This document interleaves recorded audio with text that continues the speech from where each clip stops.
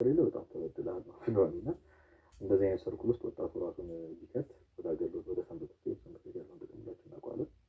ወደዛ ቢከት ትልቅ መፍትሄ ያገኛል ብዬ አስባለሁ። ምን እረዳለሁ መሰለህ ደግሞ ሌላ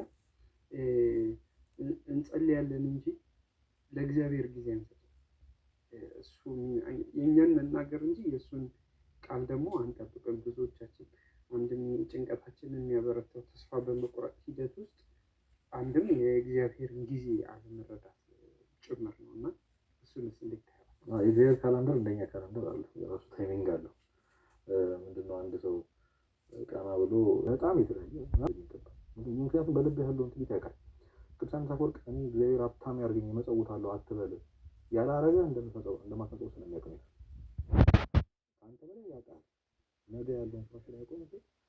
አሁን አንተ በጣም እኛ የምናውቀው ጥሩ ሰው እንደምንሆን ብሩ እንደምናገኝ የሚገርም ሰው እንደምንሆን ግን ሲሞት ሰጥቶም ደግሞ ከሚፈትነን ለራሴ ምኞት አሳልፍ አትስጠኝ የሚል ጸሎት፣ እንደዚህ ያለ ጸሎት የለም። ሰው በራሱ አይፈታም። ምንም ነገር ተጽዕኖ ሊያደርግ ይችላል። ልክ ነኝ ብለህ ካሰብክ ግን ከእግዚአብሔር ጋር ትሟገታለህ። እና እግዚአብሔር በሁለት መንገድ ነው ያስተምራል።